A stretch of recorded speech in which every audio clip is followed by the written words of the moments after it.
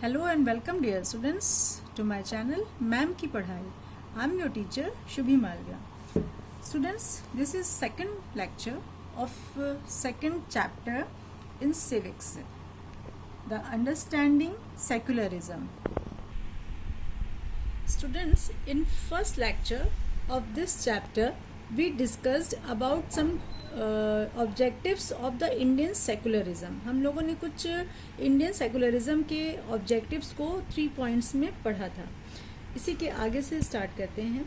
To prevent the above domination the Indian state is not ruled by a particular religious group and it does not support any one religion. Means हमारी जो Indian government है, भारत की जो सरकार है, वो किसी पर्टिकुलर रिलीजियस ग्रुप को या किसी एक खास रिलीजन या धर्म को नहीं सपोर्ट करती है, या किसी भी हमारे यहाँ की सरकार का कोई भी तरह का रिलीजन नहीं होता है, धर्म नहीं होता है. In Indian government officers, law courts, police stations, government school etcetera are not suppose to display और promote any one religion. Means हमारे सरकारी जितने भी ऑफिस हैं, कोर्ट हैं, पुलिस स्टेशन है, गवर्नमेंट स्कूल हैं, हॉस्पिटल्स हैं, कहीं पर भी हमारे यहाँ कोई एक रिलीजन को प्रमोट नहीं किया जाता है, या ये नहीं कहा जाता कि सिर्फ इस धर्म के लोग ही यहाँ पर आएंगे. ये सभी धर्मों के लिए खुला रहता है. Government schools cannot promote any one religion either in their morning prayers or through religious celebrations. Means government school जो होते हैं वो morning prayer तक में किसी एक धर्म के गाने को या वंदना को नहीं ला सकते हैं जिससे किसी दूसरे धर्म का अनादर ना हो सके. However, this rule does not apply to private school. लेकिन ये रूल प्राइवेट स्कूल में अप्लाई नहीं होता है.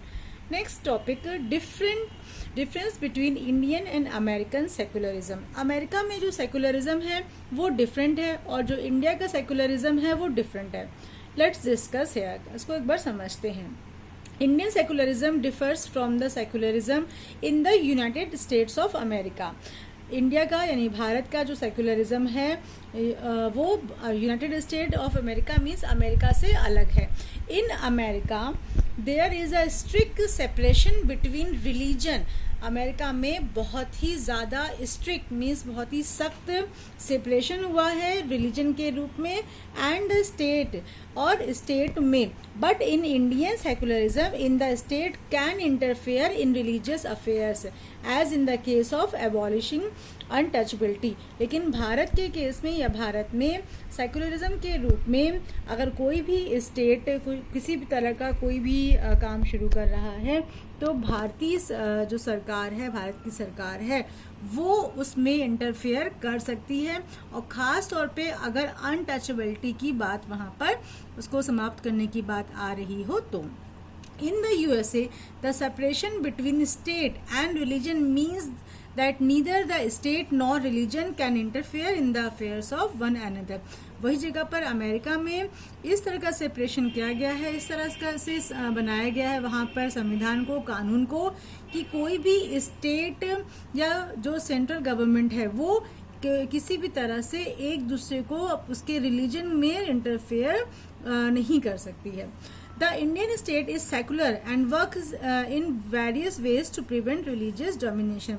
हमारे भारत की जो सरकार है वो सेकुलर है और साथ ही साथ वो वेरियस वेज कई तरह के कार्यों कई तरह से काम करती है. क्या रोकने के लिए? रिलीजियस डोमिनेशन मीन्स धर्म को लेकर किसी एक दूसरे से किसी तरह का कोई डोमिनेशन ना हो. मतलब मान लो जैसे हिंदू अधिक हैं तो वो मुस्लिमों पर अत्याचार ना करें, या मुस्लिम कहीं पर अधिक हैं तो वो सिख पर या ईसाई पर या हिंदुओं पर अत्याचार ना करें.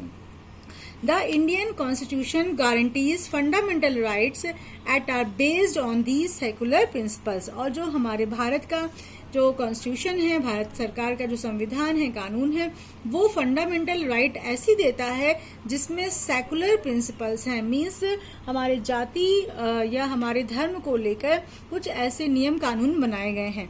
However, at times these rights are violated in Indian society, लेकिन कभी कभी भारत के समाज में इस तरह के राइट्स को का उल्लंघन भी किया जाता है. Since such violations occur frequently we need a constitutional mechanism to prevent them from happening. और हमें अब बहुत जल्दी ही कुछ ऐसा अपनी सरकार से चाहिए, कुछ ऐसा कार्य सरकार को करना चाहिए जिससे कि इस तरह का जो भी वायलेशन हो रहा है, वायलेशन मीन्स उल्लंघन हो रहा है, उसको सरकार रोक सके.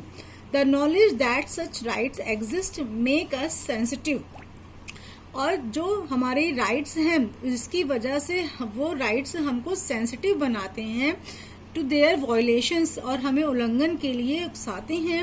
And enable us to take action, और हमें किसी भी तरह का कोई एक्शन लेने को तैयार करते हैं when these violations take place, और फिर ही इस तरह का उल्लंघन होता है. तो जिसे भारत सरकार को समाप्त करना चाहिए या रोकने की कोशिश करनी चाहिए.